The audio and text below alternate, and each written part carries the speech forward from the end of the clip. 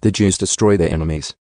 Now in the 12th month, that is, the month Adar, on the 13th day, when the king's command and edict were to be put into effect, on the day when the enemies of the Jews hoped to gain the mastery over them, it turned out to the contrary, so that the Jews themselves gained mastery over those who hated them. The Jews assembled in their cities throughout the provinces of King Ahasuerus to attack those who sought to harm them. And no one could stand against them, because the dread of them had fallen on all the peoples. Even all the officials of the provinces, the satraps, the governors, and those who were doing the king's business were supporting the Jews, because the dread of Mordecai had fallen on them. For Mordecai was great in the king's house, and the news about him spread throughout the provinces. For the man Mordecai became greater and greater. So the Jews struck all their enemies with the sword, killing and destroying, and they did as they pleased to those who hated them. At the citadel in Susa the Jews killed and eliminated 500 men, and they killed Pashantha, Dalphon, Aspatha, Peratha, Adalia, Aritha, Pamashta, Arizai, Aradai, and Viztha, the 10 sons of Haman the son of Hamtha, the Jews' enemy. But they did not lay their hands on the plunder. On that day the number of those who were killed at the citadel in Susa was reported to the king. And the king said to Queen Esther, the Jews have killed and eliminated 500 men and the 10 sons of Haman at the citadel in Susa. What have they done in the rest of the king's provinces? Now what is your request? It shall also be granted you. And what is your further wish? It shall also be done. Then Esther said, if it pleases the king, let tomorrow also be granted to the Jews who are in Susa to do according to the edict of today. And let Haman's 10 sons be hanged on the wooden gallows. So the king commanded that it was to be done so. And an edict was issued in Susa, and Haman's 10 sons were hanged. The Jews who were in Susa assembled also on the 14th day of the month Adar and killed 300 men in Susa, but they did not lay their hands on the plunder. Now the rest of the Jews who were in the king's provinces assembled, to defend their lives and rid themselves of their enemies, and to kill 75,000 of those who hated them. But they did not lay their hands on the plunder. It was done on the 13th day of the month Adar, and on the 14th day they rested and made it a day of feasting and rejoicing.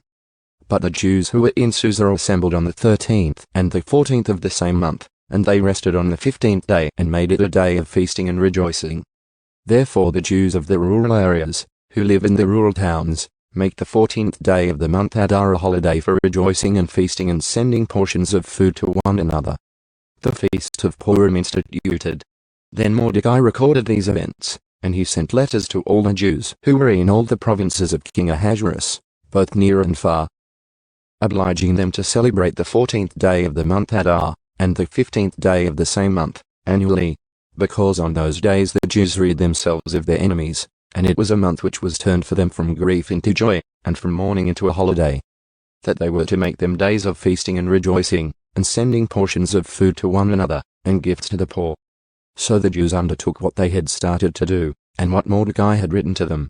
For Haman the son of Hamtha, the Agagite, the adversary of all the Jews, had schemed against the Jews to eliminate them, and had cast Por, that is the lot, to disturb them and eliminate them.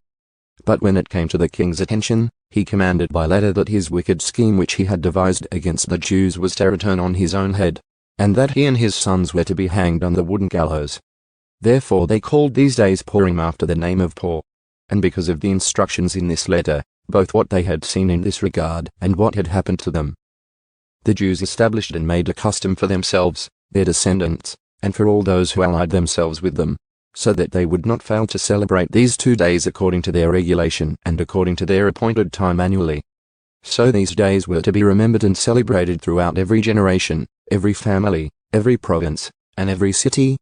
And these days of Purim were not to be neglected by the Jews, or their memory fade from their descendants. Then Queen Esther, daughter of Abiel, with Mordecai the Jew, wrote with full authority to confirm this second letter about Purim. He sent letters to all the Jews, to the 127 provinces of the kingdom of Ahasuerus, namely, words of peace and truth, to establish these days of Purim at their appointed times, just as Mordecai the Jew and Queen Esther had established for them, and just as they had established for themselves and for their descendants, with instructions for their times of fasting and their mourning. The command of Esther established these customs for Purim, and it was written in the book.